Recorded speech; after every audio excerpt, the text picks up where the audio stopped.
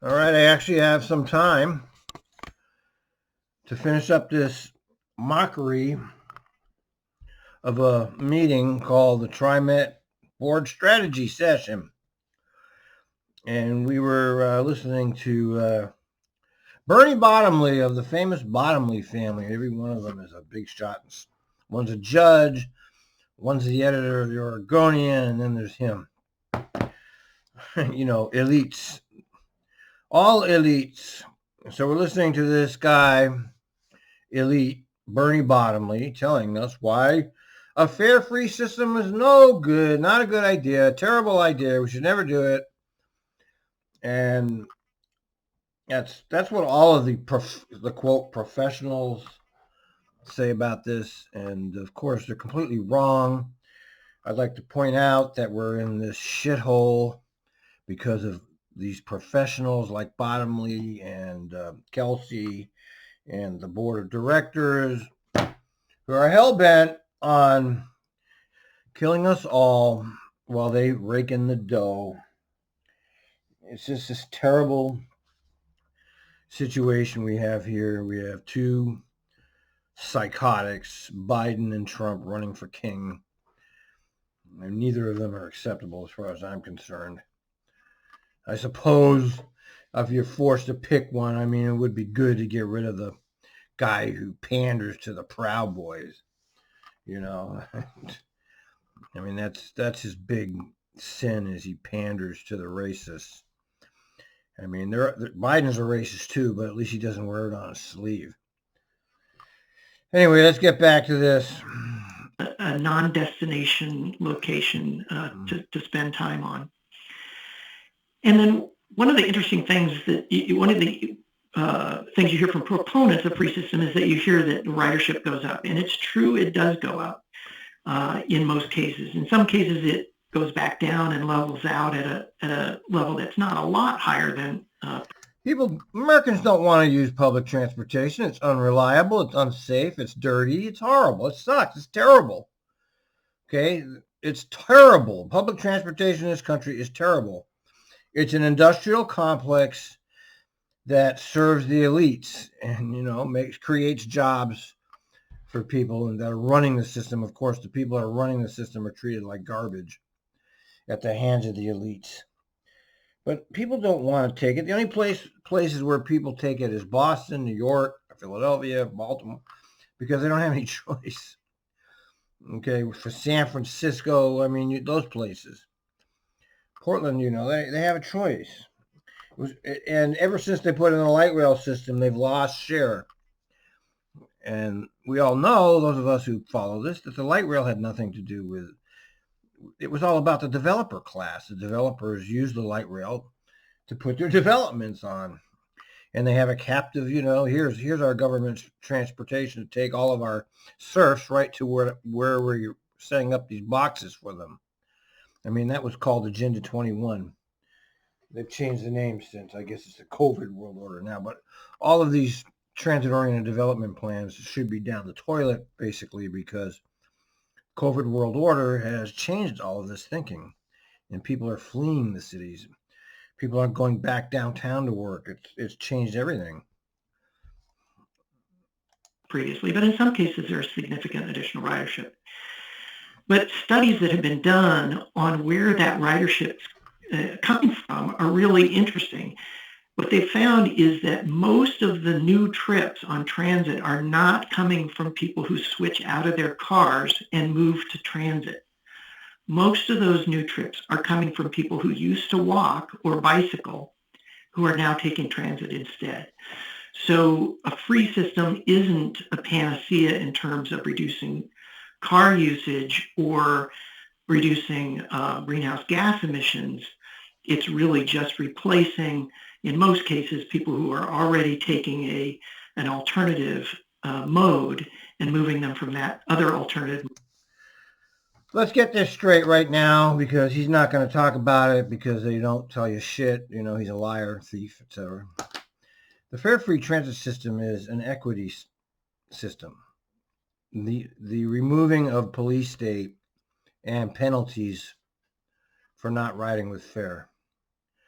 Okay, it's a penalty. They penalize you. I mean, if they had a penalty of $10 if you didn't have your fare, I could be with the program.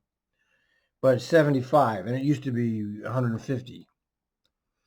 And okay, you can resolve it. I suppose they've done some work on that, but it's it should be a public utility. I don't get charged to walk down the road. Why should I get charged to get on a public bus, which is paid for 100% with my taxes already? Okay, and why is there a penalty system if you don't pay? This whole police state idea, even though they've decreased the fines, it's still a fine, and it shouldn't be. You shouldn't be fined for using a public utility that's funded 100% by taxes. Okay, and on fares to TriMet only make up 8% of the operating revenue of the company, and 16% of the cost of the goddamn thing. I mean, it's not even enough to mess with, but they have this whole industrial complex set up to enforce it. Mode over to transit.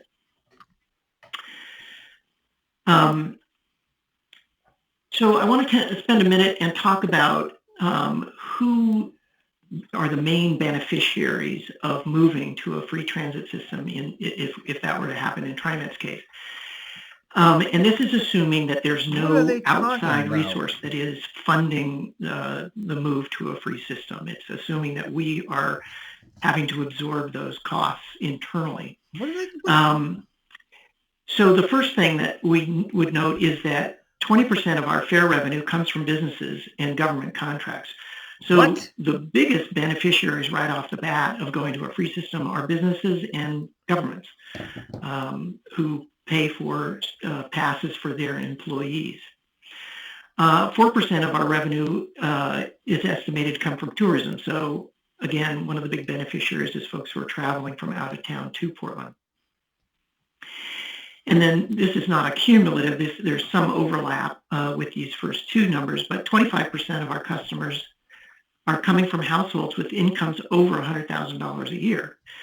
But that means 3/4 of your customers come from households with less than that. Okay. TriMet is a very unusual system in the percentage of choice riders that we have. We have upwards. You mean you had, as in past tense.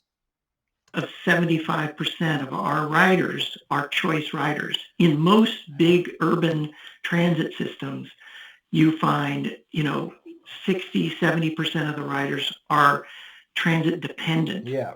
Only the poor and those who don't have cars ride those transit systems. In Portland, we have a very different system.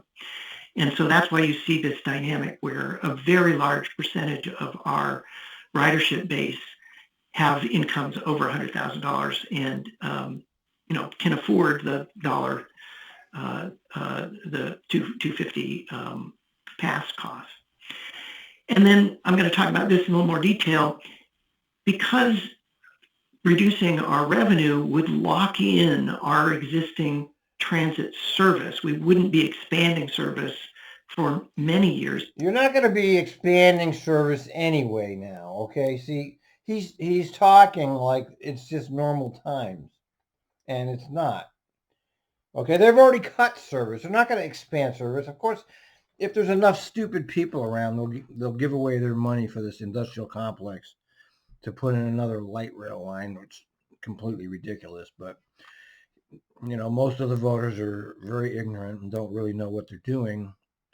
So there's a chance it will pass. They'll go, oh, it's an employer tax. And since I don't have to pay it, I'll pass it. That's how they get these things passed. It's a property tax increase. Well, most people don't own property. These are fake. These are gerrymandered tax increases because of the way they set them up.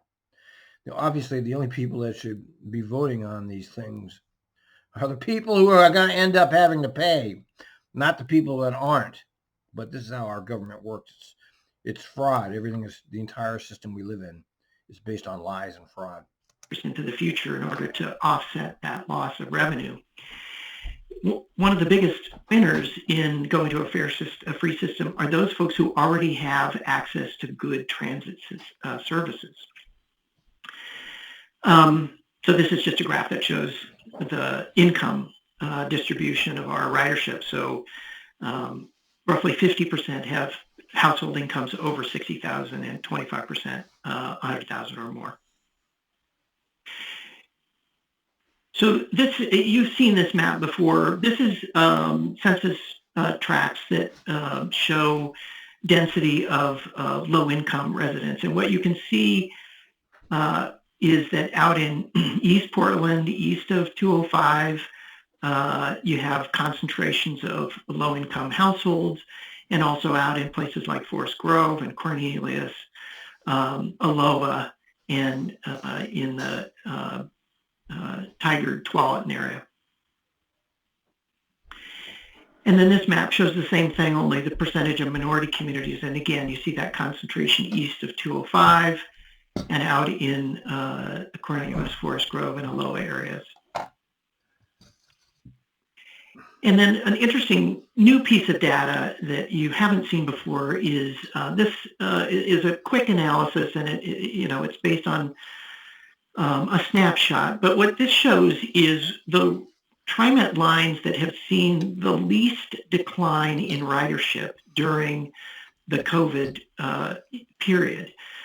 And those are in the dark colors here. And what this tells us is that these are the most transit dependent riders. These are folks who are riding during the midst of the pandemic and really have no other alternative to get around. And what you see is the exact same distribution east of 205, down in the McLaughlin corridor, Tualatin and Tigard, and then Forest Grove, Cornelius.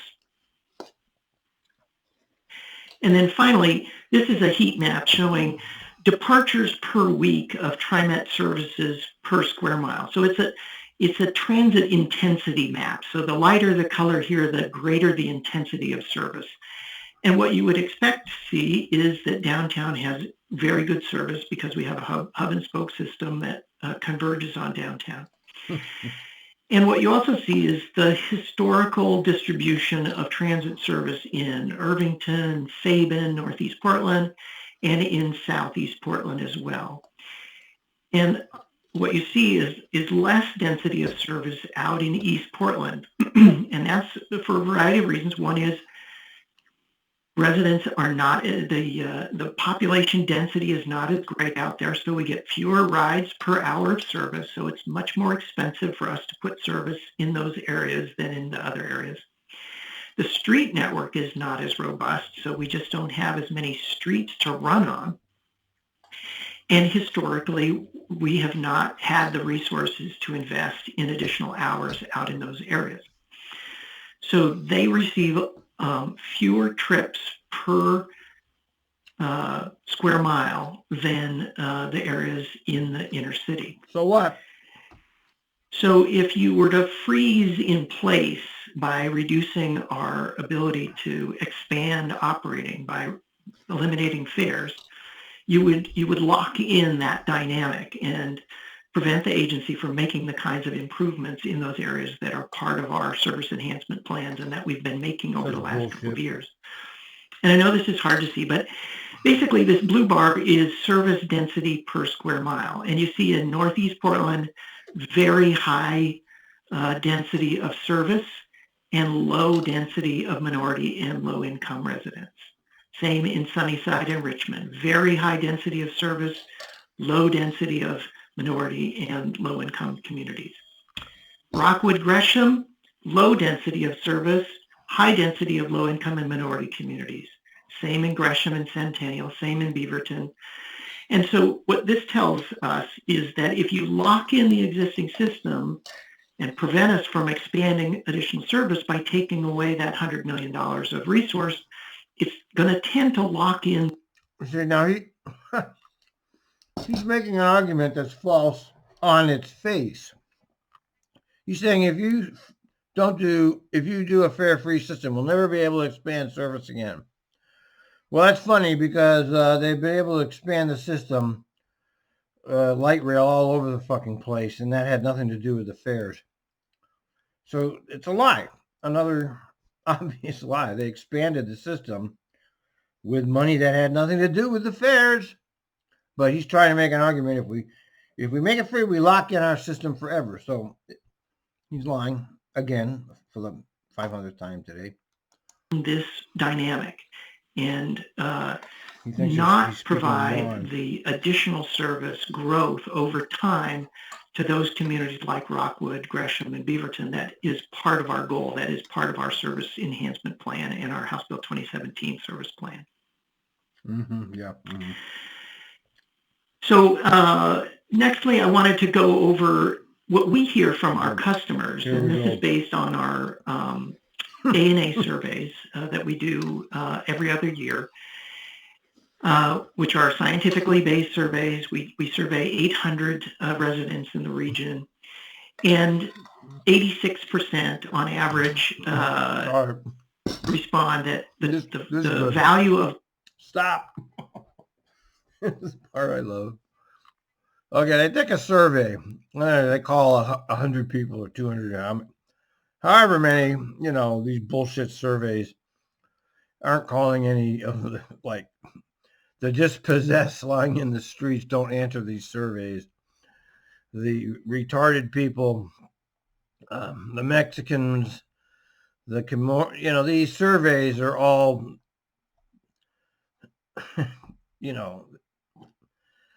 let's just put it this way. They're very limited value. But he says 86% TriMet fare is good or very good or excellent. So 86% say it's good, very good, or excellent for the money. Yeah, sure. 71% of customers are at or below 150% of the federal poverty line. It's good or excellent. Jesus, that's garbage. Only 8% say the cost is the main reason they don't ride. And, they're not at the dispossessed lying in the street, don't get the answer. HB 217, they stole your tax money from you. You're never going to get it back, even though COVID world order is taken over and all of this has changed, but your tax increase isn't going to change, which is why you should never vote for a tax increase, because no matter what happens with the economy, you're stuck with the tax increase. Unfortunately, most Americans are ignorant and they don't understand any of this, and that's how our government is able to function. It's because most citizens are ignorant about everything. Okay, here's the good one. Fare evasion survey. 24% can't afford it, just decide to chance it. Oh, is that what your survey told you? I mean, it's laughable. It's laughable. The TriMet fare is good, very good, or excellent. So they believe they're getting good value for the money that they're spending on a fare. In fact, 71% of customers who are at or below 150% of the federal poverty level say it's a good to excellent value as well. So even those with limited resources believe that the current fare is a good value for their money. And only 8% of those surveyed say that the cost of the fare is the reason they don't ride the system. So we believe that the cost of the fare is not a barrier to folks using the system. Well, what are the barriers? Well, if we ask our ANA recipients or ANA survey respondents, it's convenience, frequency, and reliability. Those are the three things that they want. Convenience typically means I want a service, I want a line near me that I don't have to walk a long ways to. Frequency obviously means more buses, and reliability means that... Remember who's talking to you here. Bottomly, elites. The elites. He's an elite of Portland. And he's trying to tell you what the people need. I mean, that's like listening to Biden or Trump telling you what you need. It's the same thing. Buses aren't breaking down, and we're maintaining those buses on a regular basis. Those are the three things that actually drive ridership. We also did a series of outreach to very specific low-income and minority communities as part of the House Bill 2017 outreach process. And we asked, how would you like to spend a new dollar? Do you want more coverage, or do you want it to go to reducing the cost of the fare? And overwhelmingly, the response was, we want more coverage, more frequency, shelters at bus stops. Reducing fares was close to the bottom of the list as far as a priority for spending new dollars. And then one interesting thing that we do that is very unusual for transit districts is we survey our riders who are not paying their fares. We go out and ask folks if they haven't paid their fare, why? And a quarter of those surveyed say, I could afford the fare. It's not an issue of money. I just decided to take a chance because I didn't think you were going to. Only 2.4% of those who don't pay their fare say that it was because they couldn't afford it. And then just a real quick. I don't buy that either. That survey should be conducted with people who've been cited. Okay. I mean, they don't have any real studies on this. They don't study the people that have gotten citations and what their economic status is. They don't talk about it at all because they know that they're lying about it. These are elite technocrats who have no idea what the rest of America lives by or how we live, telling you what you need, and they're liars. Okay, he's as bad a liar as Trump, as far as I'm concerned. A snapshot of TriMet's own experience with free systems. If free fares were going to generate additional ridership, we would expect the elimination of free fares to show a significant decline in ridership, and that hasn't been the case. When we ended Fairless Square, there was no decline in ridership. And when we ended the free rail system, there was also no systemic ongoing decline in ridership. There was a little blip right after the end of free rail, but the agency, the overall trajectory of ridership didn't change based on the change in the free system. And actually, in 1998, let's pause this for a minute to read some other. He came in this discussion. His intent was to prove to you that you should not have fare-free system. Let's listen to some other points of view besides the technocrats that are employed, making $200,000 a year. He makes $200,000 a year to tell you that you don't want fare-free. And this is a great article by Jacobin. We don't put coins in street lamps or pay by the minute in public parks. Here's why we can make subway and bus fares a thing of the past. If we are to believe transport experts and practitioners, abolishing fares for all passengers is the last thing public transit operators should be doing. For Ellen Flew, an ex-CEO of Brussels Public Transportation Authority and current Secretary General of International Association of Public Transport, in terms of mobility, public transit is absurd. And then he goes on to quote all these so-called professionals that have been in the, that are against it. However, if we turn to commentators from outside the field, their perspective on fare abolition changes radically. Social scientists, activists, journalists, and public officials, often speaking from cities where fare abolition has actually been put to test, fervently defend the measure. For Judith Dillon, a researcher at Rosa Luxemburg in Berlin, providing free public access is the first step, okay, listen to this, the first step towards socio-ecological transformation.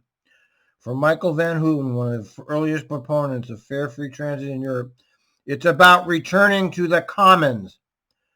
Finally, according to Naomi Klein, this is precisely what cities around the world should be doing to respond to the urgency of climate change. Public transport would be free. And he is telling us the opposite. They're going in the exact opposite direction of where they should be. But TriMet as an agency, has done everything it can to ruin public transportation in Portland. They've ruined it. I mean, they've lost market share for years. They became a property development agency, and their neoliberal management wants to extract as much wealth out of the people as possible. Fares are an extraction method. The then mayor of Portland, Vera Katz, asked TriMet to look at whether we could go to a free system. And we had an external consultant to do an analysis for us. Oh, I read that. It was horrible. It was just your typical baloney. They concluded that it didn't make sense to go to a free fare system for most of the reasons that I've already listed. But they did make some recommendations about how fares could be restructured to make the system more accessible. And their recommendations were that we reduce the complexity of the system and eliminate zones, that we find a way to make paying fares easier and reduce the need for exact change, that we market and... Oh, listen, here we go. Most transport academics and practitioners discuss fare-free in terms of utility, efficiency, and contribution to economic growth. The idea of abolishing fares is criticized for threatening the financial state stability of public transport networks. Free access to buses and trams eliminates revenue from tickets while increasing the cost of maintaining security. As a transport official from Montpellier, France, explains, zero fares is a policy that deprives the public of transport of resources for essential development. That's exactly the argument that he is making. Furthermore, according to many transport engineers, public transit should function as a self-funded or for-profit agency. So, I mean, he's making all the arguments that they're making, all the people that are in this goddamn field make. I mean, they're against it. They're against it. They're against it. Okay, now this is my point. The fundamental value of fare abolition lies in simplifying the way public transport is used. It can be taken by anybody at any time according to the needs they may have. Public transport is thus imagined not as a commodity, but as a common good, similar to many other public services such as healthcare, education, parks, roads, sidewalks, cycling paths, street lights, lampposts, libraries, schools, kindergartens. Just as in the case of these services, we can imagine public transport being continuously provided free of charge. It introduces a different logic into transport and moves away from the market-oriented focus on profitability and demand management. That's right. It directly challenges the free market dogma that continues to envision payment as assuring infrastructure is respected. Yeah, we have, we're stuck with these people who have been running our lives, including Bottomly, Kelsey, Warner, Wheeler, Brown, Trump, all of them are slowly destroying all of us with their inability to think out. They're all apologists for the current system. None of them want to change anything. And you can see where it's brought us.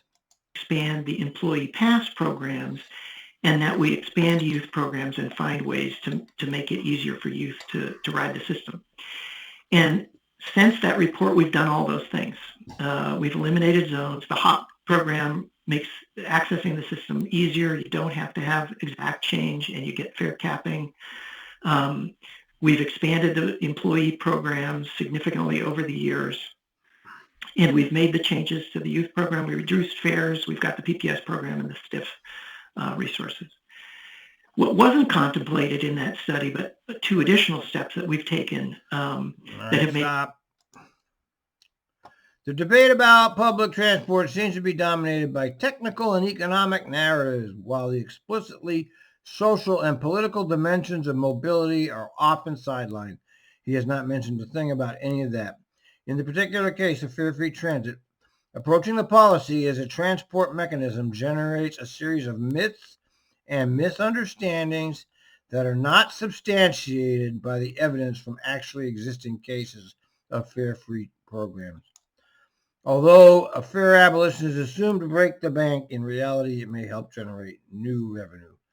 by attracting new tax-paying residents. While it's attacked as a measure that fails to make cities more sustainable and livable, there's evidence that free rides are to some extent more attractive to cart drivers. In other words, transport policies are not only about transport. It's when looking at fare free as an urban policy rather than a transport policy, we can fully begin to understand its ambition. Yeah, we're talking about a transformative policy, something to transform the culture. Okay, and the TriMet people are against that. They're against anything that will transform their culture. And they hired a guy from outside of the country specifically because he had no connections to Portland or Portland people to continue the process of neoliberalism at TriMet. And TriMet is extremely a corrupted, closed society, operates in secret, doesn't even tweet or put on Facebook its public meetings. Look at this, 31 views of this thing. Nobody knows it's there except, a few of us. Nobody cares, it's not covered by the media because the media is. The media is the corporatocracy. Trump is right. It's fake news. He's a fake president, and he's right about the fake news. Everything in our lives is fake. Wake up to it. They're all lying to us. It's not just Trump.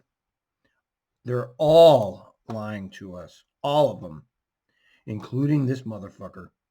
Made the system more accessible is we have the low-income fare program now and the 1.2 million in access transit benefits that we provide. So all of that is the context in which we conclude that a free system doesn't make sense, particularly if it's not funded from the outside. If it is funded from the outside, I think we would still tend to want to. And those of us who pay attention see how the kind of money they throw around on a capital project. Millions, hundreds of millions. TriMet has a $1.6 billion budget, of which $600 million is operations. So they have $1 billion that they spend on capital projects. And he's not talking about that. He's not bringing that up. They have more money for capital projects than they do for service. And then nobody talks about it except me, and nobody listens to me. And so that's how they can get away with all this, because there's no voice against it. Take any additional resources, scarce resources, and put those towards expansion of service rather than reducing fares, just because we know that's what our riders want and what equity demands. Equity. How dare he? How dare he say equity? The only equity is if you get rid of the fares. Now you have equity. Rich and poor both get the same treatment with a fareless system. And he says equity. It's the opposite of equity. He's arguing the opposite of equity. He's like a Trump character. He's painting the sky green when we know it's blue. We are looking at ways to respond to the request for access for youth, and that's included in the Get Moving 2020 measure that will be on the ballot this November. Metro approached us about whether we could approach that element of the ballot measure in a way that allowed it to cover more students than it would if we were charging them the face value of the passes. So if you take the 80,000+ high schoolers in the region that Metro wanted to cover through the measure and charge them for an annual pass, the face value of that would be something in the neighborhood of $19 million. Metro wanted the program to fit in a $9 million cost envelope. And so what we did was we did an analysis of the number of taps that we would expect high schoolers to make with their hop cards over the course of a school year, and then analyze that based on the differences between high schools. Some high schools have a higher percentage of low-income students. Some high schools have less. Some high schools are near transit stops. Some don't have as robust a service. And we proposed a pretty innovative and new approach to charging Metro for the cost of a youth program. And it's based on an expectation about the number of taps that the program would experience. And we were able to get that program within that $9 million envelope. And it assumes that the PPS program continues and that the $700,000 of STIF allocation still continues. So all told, we'd have between 85 and 90,000 students with free annual passes under that program. It's a trial because we would need to recalibrate after a year or two to see how many taps are actually generated. The cost is based on a model, and we would need to validate that model and see where we end up. And what TriMet has done in that agreement with Metro is not only to agree to try this new way of charging, but we're also agreeing to take on some of the additional costs that we know are going to come if that measure passes that won't be covered by Metro's allocation to us. We know that we know that Farebox only covers 20 to 25% of the cost of operating the system. It doesn't to the cover extent that we add additional service, if there's additional maintenance or additional security that's required because of the additional student usage, that's all going to be borne by the agency rather than paid for out of Metro's student fare program. And we just so you know, I wasn't making it up. TriMet budget $1.64 billion. Okay, operating and tax revenues $436 million. Day-to-day operating requirements $732 million. That's actually $610 million to actually operate, and then they have $122 million for the bank profit. Okay. So they lie about that even. You know, I wish they would stop lying. You know, it would be nice if he would stop lying for even a minute, you know. But, you know, they just can't help themselves. Okay, they just can't help themselves. Let's see here. All this capital project shit. Division Street, Better Red, Southwest Corridor, all of that should have been canceled, but it won't be because they're in control and we're not. They cut 20% of the service. They didn't hold any public hearings. They didn't hold any equity analysis. They just did it. Okay? Remember that. All right? Fucking liars, man. It just bugs me that this word can't get out about how it really is. You know, it just bugs me that only me and 5 other people actually know any of this information. You know, let's keep listening to this nonsense while I'm looking this up. Do spend a significant amount of money on additional trippers to reduce crowding during peak hours. And one of the things that you hear is that, you know, students can ride. There's no additional cost to TriMet from students riding because there are empty seats. Well, that's just not true. Students ride during the peak hours in the morning and the peak hours in the afternoon, and, you know, are on crowded buses where we have to add additional. Oh, by the way, TriMet has been bragging how there hasn't been any fare increases for all those years. Well, guess what, folks? The payroll tax has been steadily increasing, okay?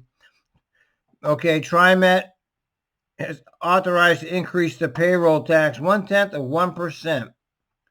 Okay? Weekly service hours projected. Yeah, right. What I'm looking for here is you have to look through everything to prove it. Liars.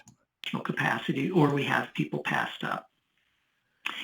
Which you do. And if we are going to at some point serve the suburban high schools that are currently not well served, we know there's an expense to that as well. So, and that's not covered by Metro's program. So what I'm trying to convey here is that TriMet has done a lot to meet Metro halfway on the cost of a high school program as we've All right, now he just reached said, agreement on this. okay, he just lied about the fares cover 20 to 25% of the cost. And it says right in his own budget, right here, this is a new budget. In 2021, the revenue TriMet forecast from fares covers at $62.4 million in annual operating costs, or 8.5%.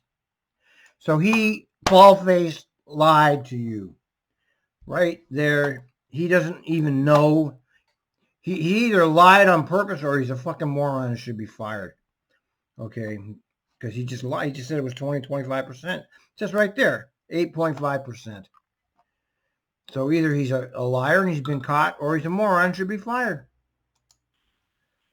So in conclusion, our analysis is that really there are no similar transit systems around the country of that are free. No, there are no systems, and they're all run by this cabal of technocrats. Okay, it's a technocracy run by a professional, unelected, unaccountable technocracy across the country, part of the criminal structure of our entire government, which is a criminal organization from top to bottom, stealing wealth from the people and giving you back basically nothing. And it's just getting worse and worse and worse. And Americans, being the ignorant population they are, tolerate it. There's just no comparison in terms of the robust level of service that we provide and the ubiquity of service that we provide compared to those free systems. Moving to a free system substantially benefits the business community and tourists and households that have significant income. You see why I can't really watch these, right? Because, you're watching, this is Trump, but with a refinement. They're getting up there, they're just lying to our face. And I know it. I know they're lying. And a few other people do. But so what? So what? We know it. It's exactly the same with Trump. He gets up there, he lies. Bald-faced lies. So what? What are you going to do about it, right? Nothing. This is how our entire system operates, is on lies. Whether it's corporations trying to sell you shit based on lies, or a government trying to justify its existence based on lies. Every single aspect of our life is a lie, including this. I mean, even this is a lie. And that doesn't really benefit our efforts to improve the equity of the system. It doesn't shift people from cars to transit based on the experience of other cities. All the data that we have suggests that our current customers and potential customers want more service. That's what they believe will bring them to the system, not fares. Fares are not the barrier to new people riding the system. And we've taken a lot of steps over the years to make the system more affordable and accessible to those with limited means. So even though the fare has not gone up, we've taken steps to make the barriers to riding lower. And even in the event that there were outside funding, TriMet believes that expanding service is the best use of those funds because it allows us to actually... See, they always roll back on this. They always roll back. Oh, well, we can't expand service if we don't have the fares. But they can expand the service like on light rail without the fares. I mean, that's also a very obvious lie that he's saying to you. If you understand any of this, you know he's just lying about that. They expanded light rail service all over the fucking Portland area without using any fares. Who are you kidding? Not me. Says those low-income and minority communities that are not in the central city, whose service today is less than we would like it to be or is not available at all. And if there are circumstances like the T2020 measure, where there's a targeted group that the community feels needs additional benefit, then and there's outside resources available. I don't know about them getting that T2020. I mean, they have the entire business community against it.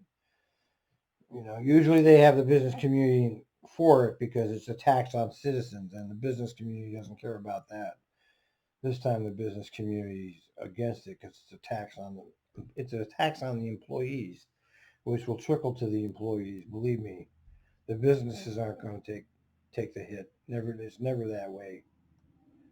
But they were smart enough to get rid of the increase in car registrations. Okay, they knew that was going to fucking torpedo it. Increase in property tax, they got rid of that. They knew that was going to torpedo it. They were smart enough to know how to word it at least. And I covered that actually when they were talking about how they were going to word this to make it so people could get fooled into voting yes. Then by all means, we're interested in working with that outside resource to try to target those groups and benefit those groups in a way that is equitable and doesn't detract from our ability to serve those very important and underserved communities in East Portland, in the McLaughlin corridor, in Aloha and East Beaverton or West Beaverton and Forest Grove and Tigard and Sherwood that we're seeking through our service enhancement plans to improve service to. So with that, happy to answer any questions. Any questions? First off, thank you very much, Bernie. That was a very complete report. I think I see a couple folks. I see Keith and Kathy have their hands raised. Keith, do you want to start? Compliment, Bernie. Thank you very much. Very comprehensive report. That was very informational, and I appreciate the time and energy that was put into it. Stop with the fucking goddamn congratulations. Did you have a question, Keith? We're so great. Great job, Bernie. Okay. Yeah, always great. Well, it's a good comment. Director Way? Kathy Way. Hi, Bernie. Thank you so much for putting together this presentation. I feel like sometimes when we hear fairless, people kind of freak out a little bit, right? Because it's like, oh no, what's happening? What's going on? So I really appreciate you and your team putting some more extra work into really trying to just unpack this for us to even see, if this is something that we could potentially do in future years. So I'm very much intrigued. I think I personally feel like when I think about providing full accessibility to all riders, that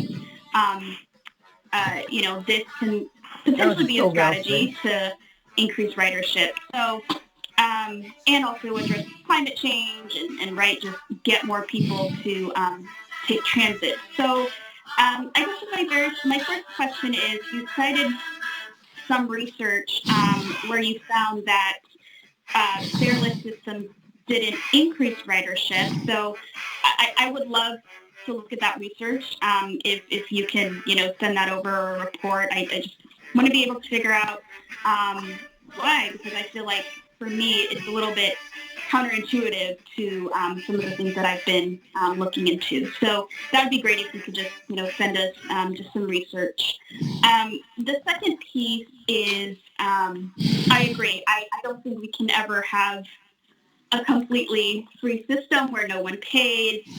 It needs to be a system that, if it does happen, needs to be heavily subsidized.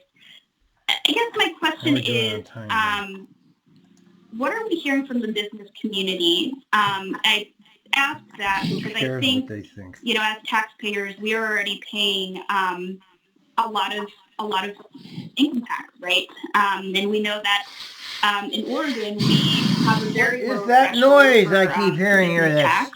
Hear that? Did you hear that? So I guess what are we hearing from the business community in terms of what is that? Maybe their support, or maybe their somebody over there opposition towards something like this, because I think this also goes back to treating transit as a utility. which again, I think is another level of conversation.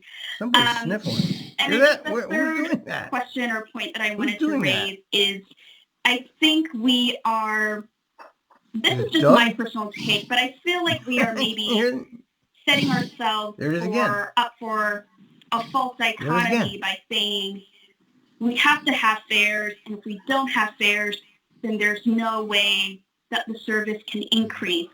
Oh. And I feel like if we are already setting ourselves up for that, you have to have this, or you're not going to have this. There you go. Well, then I feel like it's already creating an inequitable system. Who's sniffling over there? So this is my comment as to why we're connecting those two pieces so exclusively.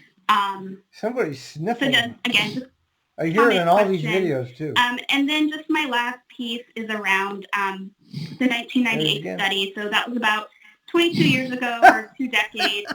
And I was just reflecting back on to Director Gonzalez's point about who the hell is sniffling?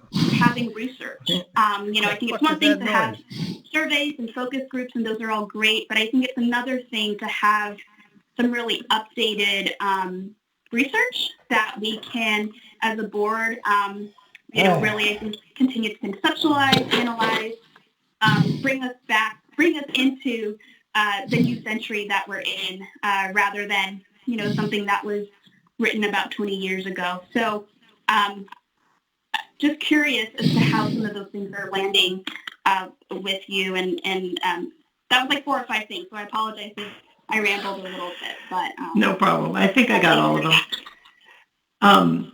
So I didn't mean to leave the impression that free systems don't see additional ridership. Most of them do see additional ridership. Some of them see that ridership spike right after it becomes free and then decline back to something close to what they had before it went free.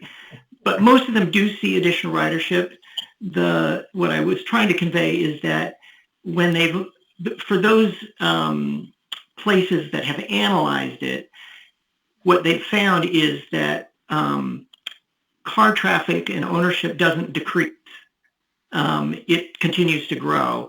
And so where the ridership comes from is from people who were riding bikes or walking previously. And they moved to transit instead of people who were driving previously moving to transit. And that's pretty common and jibes with a lot of the analysis that we've done over the years, that the people who are most likely to be transit riders are also people who walk or bike as an alternative mode. So the universe of folks who don't drive tend to move between modes more fluidly than people who drive. It's what the research shows is that the cost of transit is a much less powerful tool in moving people out of their cars to alternative modes than the cost of driving. If you change the cost of driving and increase it by tolls or increase parking or increase gas taxes. Called social engineering by elites on the poor populace. Look at Travis. That moves people from their cars into transit much more effectively than reducing the cost of transit does. Yeah, enough of this shit, Travis. The elasticity of price for car users. Travis and Warner should be off of that board a year ago. The question about the business community and the tax. So recall that most of our operating resource comes from a payroll tax. So the payroll tax on the businesses will be 8/10 in 2026. It's slowly ratcheting up from 7/10 and change to 8/10 over a 10-year period. So each year we get 1/100% more on the employer payroll tax than we did the year before. So I think the business community would say and has said to us that, hey, we already pay, this 7/10 moving to 8/10 payroll tax for the transit system. And we may or may not directly benefit from that. Many businesses who pay that tax aren't on a transit line. The tax doesn't work that way. It's ubiquitous across the region. Everyone pays it, whether there's a bus stop near them or not. And so they're contributing to the regional system, even if they don't have an incremental benefit from it. And what they have said and do say is that has gone up over time. So it used to be 6/10 and has ratcheted up to 7/10 and now is ratcheting up from 7/10 to 8/10. And in 2026, that will be 20 years of every year. All right, here, look at this. Look at this. Just for the hell of it. Okay, there's $8.7 million from the payroll taxes to finish the development around the max line. This is your classic cart before the horse. They plowed all this money into this without having it funded. Only government can pull that kind of shit. Tax going up on businesses, going up 1/100% for 20 years.